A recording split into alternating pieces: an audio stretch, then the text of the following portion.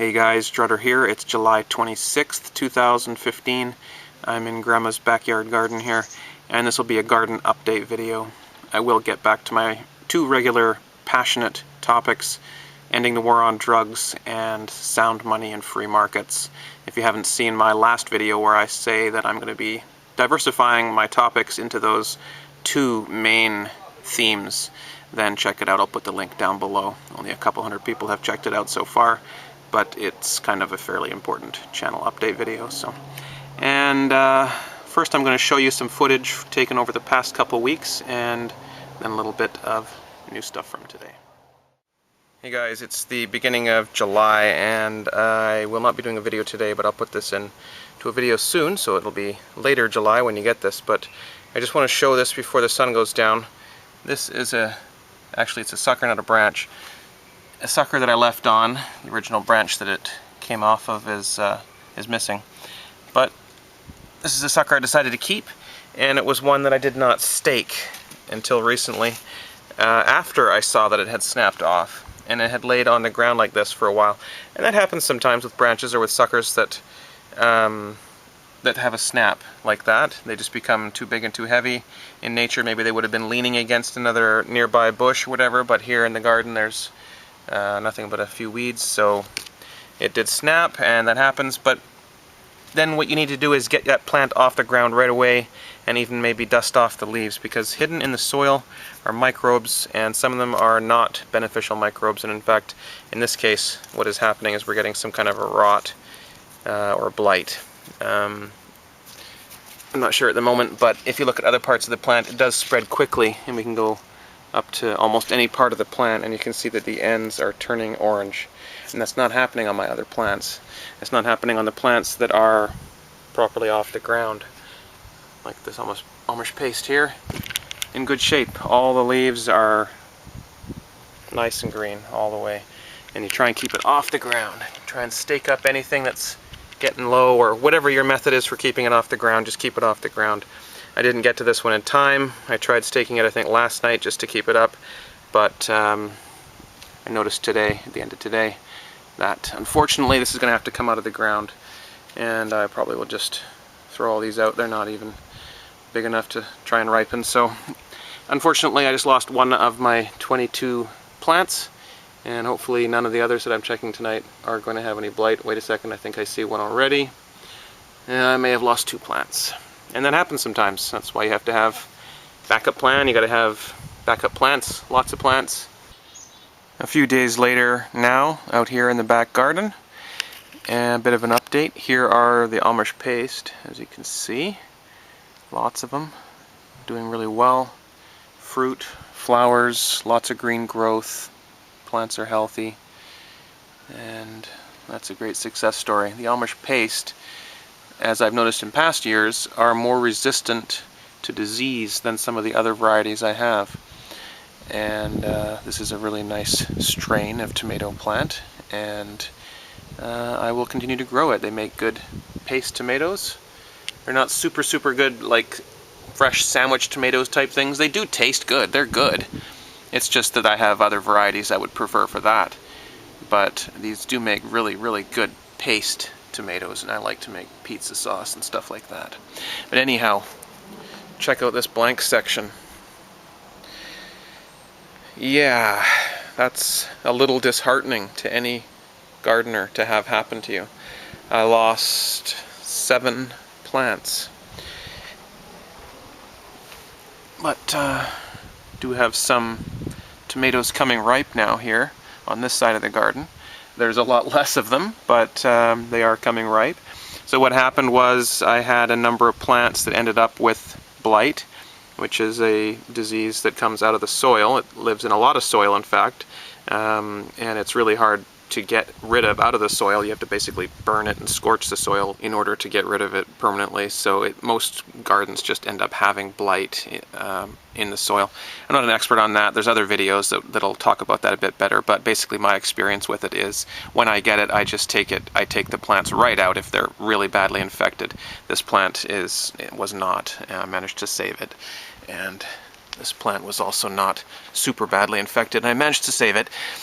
And yeah, I'm still happy with these plants, but that's the kind of thing that happens sometimes. Lesson learned, don't let your plants lie on the ground at all. If a branch or a sucker or whatever is lying across the ground, either take it right off, or if it hasn't been there very long, prop it up. The plant will usually reattach with that branch and strengthen it over time, and it'll hold it off the ground from that point, but you'll have to stake it to get it off the ground initially.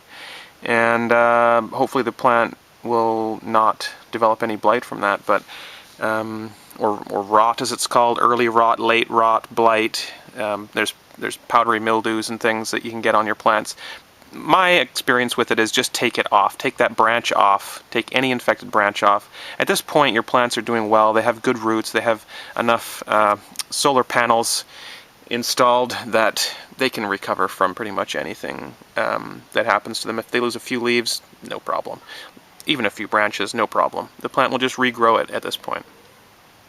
That's my experience anyway. So if I see anything on the plant I don't like, I just take it right off. If I see, flowers that look a little weird or discolored, I'll just pull them right off. If I see a branch I don't like, I'll just take it right off. You can just pull it off, or you can cut it off, doesn't matter. Here's another plant that survived the blight. Just needed a bit cut off, and I'm watching these closely to see if they develop any more, because what I've noticed is the blight gets into the plant itself. It's not just on the leaves, it's in the plant, and sometimes you'll even see big spots on the stems, big brown splotches and areas, and that just needs to be cut off right away, or most likely the plant just needs to be pulled out of the ground, and any fruit that's on it needs to be pulled off the plant and ripened separately so that it's not continuing to get infected, because the fruit does get infected also and ruined when it is infected.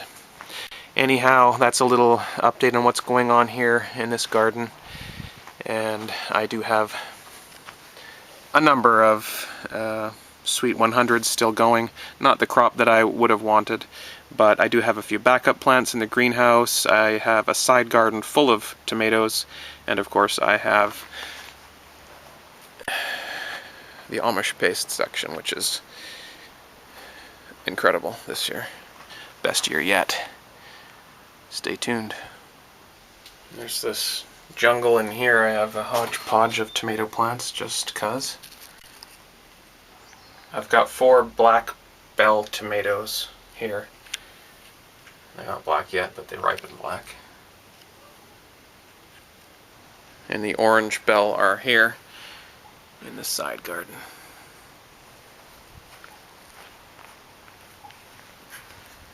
Also got some chives and hot pepper plants.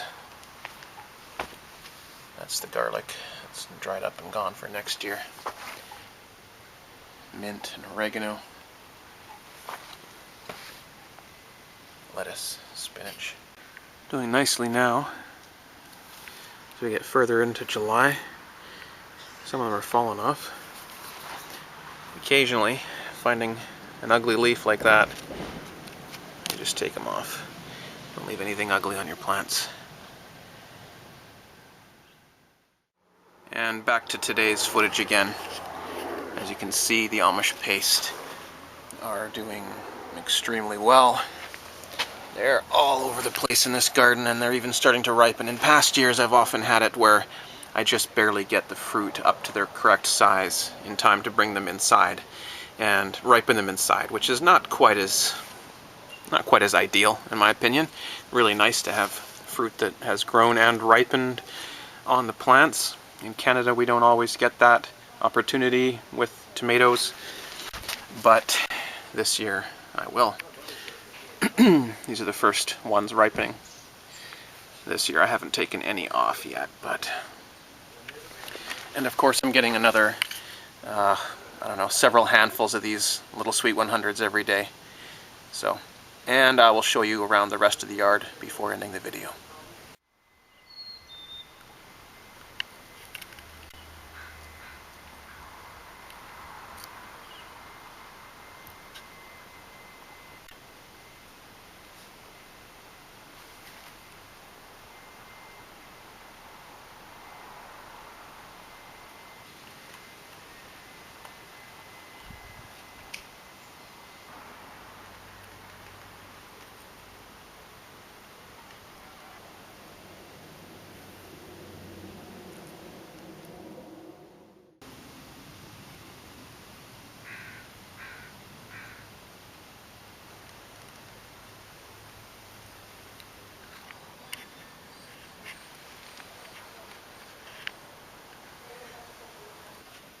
Beans.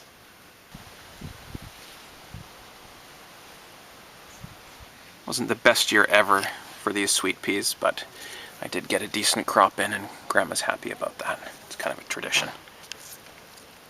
I've been enjoying fresh cucumbers. Here's a few more.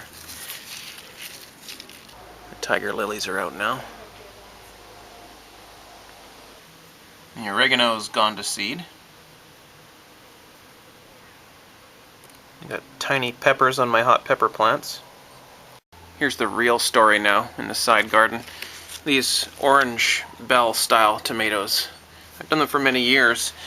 I got them from a subscriber a long time ago, and I've been growing them ever since. Look at that cluster. Oh, some of them are coming right off. We had a little bit of rain recently. They're nice and engorged. But yeah, look at these. They're beautifully formed. They're gorgeous tomatoes. Really interesting coloring and textures on these.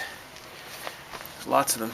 The spinach is going to seed, but I'm taking most of the flowers off at this point. This is getting toward the end of the growing season. You don't want to be starting too much new stuff at this point, but it's hard to resist in this side garden right now. I'm leaving them a little bit long because I'm just getting a ton of fruit on them. And these will be delicious munching tomatoes. You can make sauce out of them and other stuff too, but yeah, I got a ton of them. That's it for today.